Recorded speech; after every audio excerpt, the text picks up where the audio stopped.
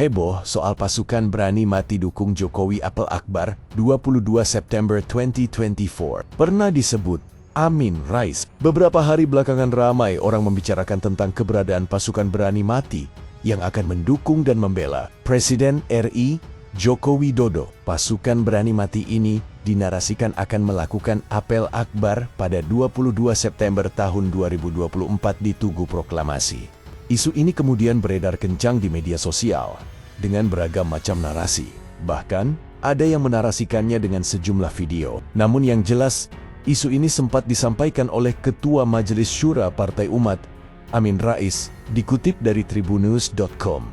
Amin Rais mengatakan bahwa pasukan berani mati yang mendukung Jokowi itu akan dipimpin oleh seorang pria bernama Sukodikdo Wardoyo. Namun tidak jelas siapa Sukodikdo Wardoyo ini. Tanggal 22 September nanti direncanakan akan ada apel besar-besaran di Jakarta yang akan diikuti. Ini katanya oleh sekitar 20.000 pasukan berani mati. Kata pimpinan pasukan berani mati itu, Sukodikdo Wardoyo, mereka punya komitmen dalam menjaga Jokowi dan keluarga dari anasir jahat yang ingin menjatuhkan Jokowi dari kekuasaan, kata Amin Rais di akun YouTube-nya.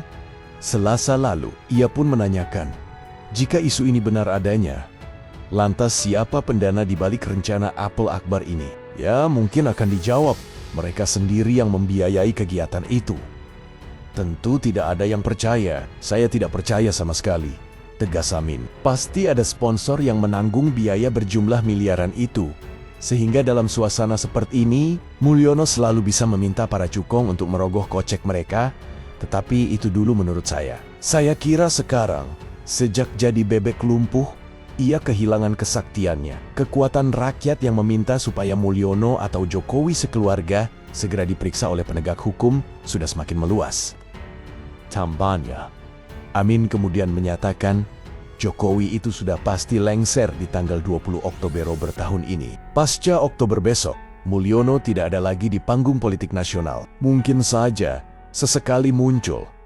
Tetapi yang jelas itu hanya di pinggiran lah. Andai kata Jokowi belum dipenjara, tentu lain cerita, katanya menambahkan. Bahkan Amin Rais secara meyakinkan mengatakan, hari-hari ini Jokowi kata dia semakin resah, gelisah, galau, dan tidak mampu lagi tertawa lepas seperti masa-masa kemarin. Mudah-mudahan saya keliru, tetapi saya khawatir seperti saya sampaikan beberapa hari lalu. Ini manusia Mulyono karena kalap, bisa mengambil aksi yang cukup berbahaya yang saya istilahkan sebagai politik bumi hangus, kata dia. Mulyono atau Jokowi ini tampaknya sadar bangunan politik yang sudah dia upayakan dengan segala cara yang licik, busuk, dan penuh dengan aneka ragam kebohongan dan keculasan bangunan besar itu sekarang sudah ambruk, dan pasti ini menyakitkan bagi Jokowi.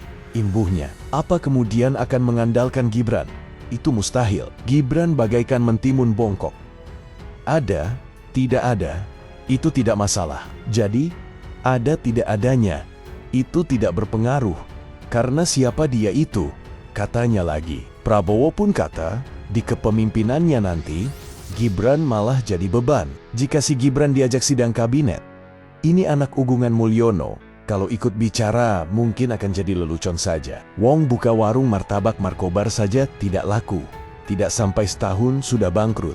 Lantas diskursus apa yang bisa dia sampaikan? Tentu nothing. Tidak ada sama sekali, kata mantan ketua MPR itu. Atau kemudian Jokowi mengandalkan Kaisang. Apalagi ini, kehidupan keluarga muda Kaisang yang hedonistik, suka pamer kemewahan, bergaya OKB, mengalami culture shock. Sekarang jadi sasaran kebencian mayoritas kaum milenial. Jadi Kaisang juga sudah tertutup. Jalan buntu. Mau nyagup diketawain ayam, mau nyalon wali kota, juga tidak akan ada yang memilih, kecuali milenial yang keblinger.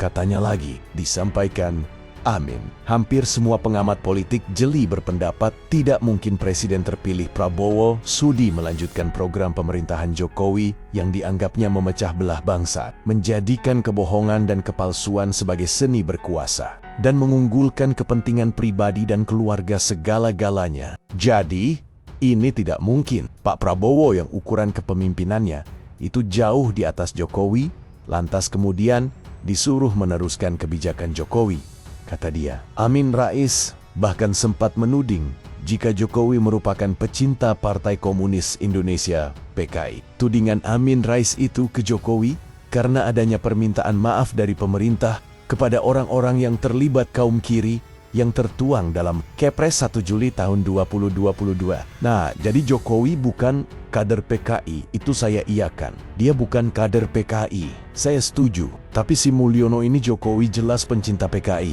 ujar Amin Rais dalam video. Lihat saja Kepres nomor tahun yang berisi permintaan maaf pada PKI. Oleh karena itu, kita semua harus mengawasi kegiatan dan kelakuan Mulyono sekeluarga. Jangan sampai mereka merusak masa depan bangsa. Lanjutnya,